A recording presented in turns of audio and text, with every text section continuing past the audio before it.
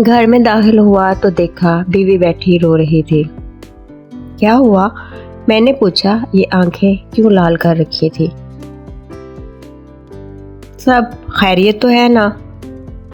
आज इस कमीने ने बीवी के कहने पर इस बुढ़िया को फिर मारा है। वो फिर हिचकियों से रोने लगी। तुम्हें क्या? वो इसकी माँ है, तुम्हारी नहीं। और फिर बुढ़िया ज़बान चलाती होगी, बहू के मामलात में दखल देती होगी।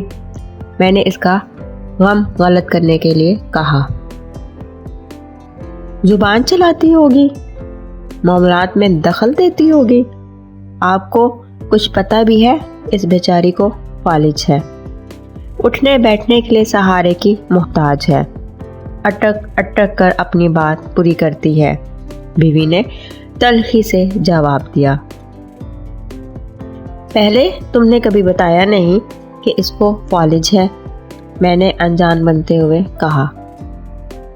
1000 दफ़ा तो बताया है, मगर आपको कपड़ों के अलावा कुछ याद रहे ना, बीवी बोली। अच्छा छोड़ो, हम कर भी क्या सकते हैं। मैंने मौजू बदलने की कोशिश की। मेरा दिल करता है कि बुढ़िया को अपने घर ले आऊं कुछ दिनों के लिए, मेरी बीवी ने कहा।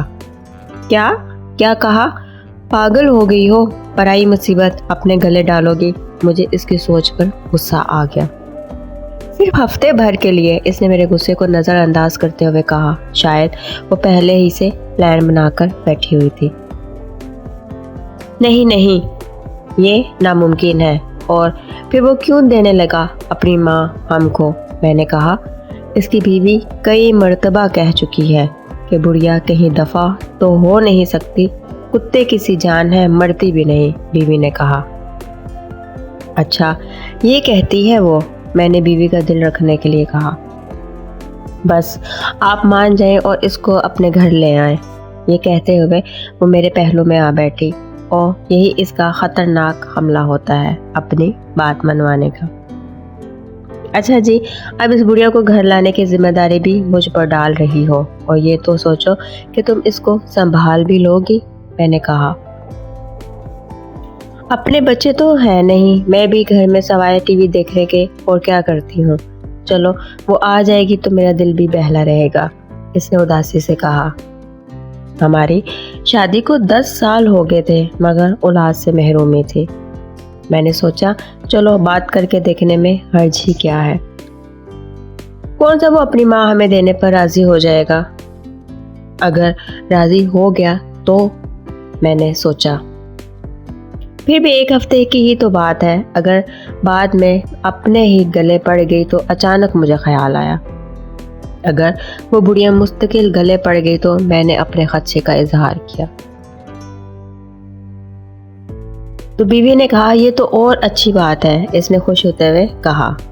सच कहते हैं औरत बेवकूफ़ होती है, मैंने दिल में सोचा। अगले दिन शाम को काफ़ी सोच विचार के बाद मैं इनके घर गया।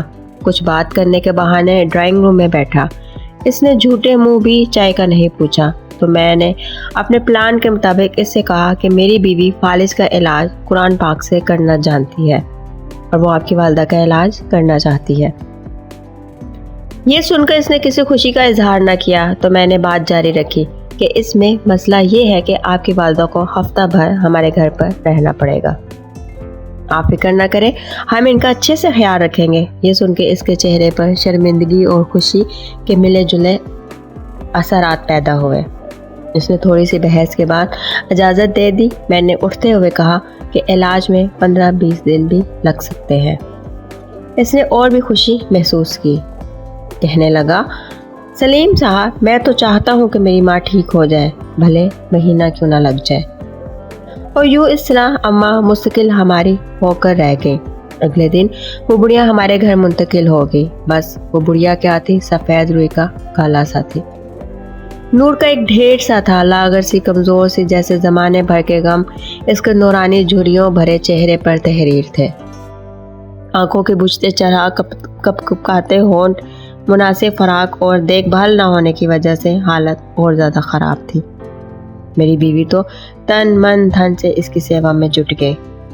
اس کے لیے ہر چیز نئی خریدی گئی، بستر، کمبل، چادریں، کپڑے، اچھی خوراک اور خدمت سے اماں کے چہرے پر رونق آنے لگی۔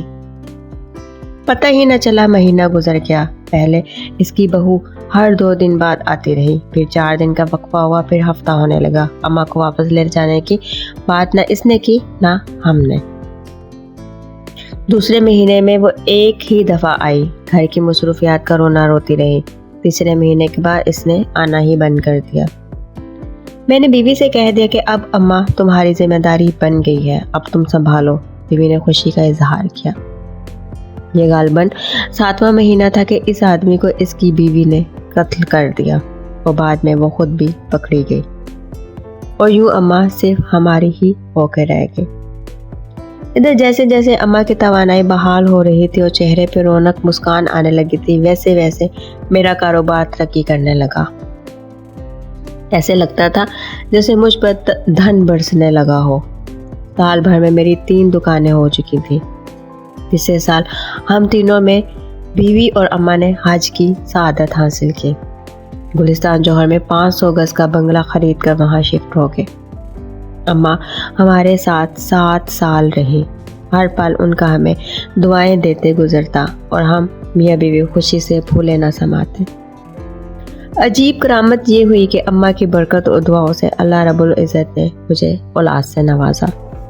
آج وہ ہمارے درمیان نہیں، مگر ان کی کمی شدت سے محسوس ہوتی ہے، جیسے کوئی اپنا کہیں کھو گیا ہو۔ ہم نے بھی کبھی ان سے ان کا نام تک نہ پوچھا، بس ان سے ایک خلوص کا رشتہ تھا۔ پچھلے دنوں میری بیوی بہت خوش تھی۔ وجہ پوچھی تو کہنے لگی، میں نے ایک خواب دیکھا ہے۔ کیسا خواب؟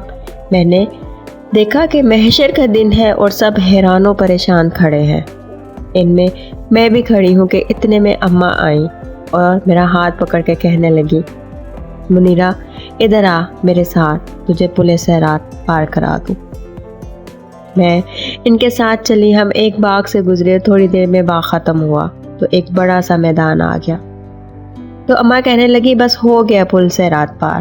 میں حیران ہوئی تو وہ بھی زور سے ہنسنے لگی۔ پھر میری آنکھ کھل گئی۔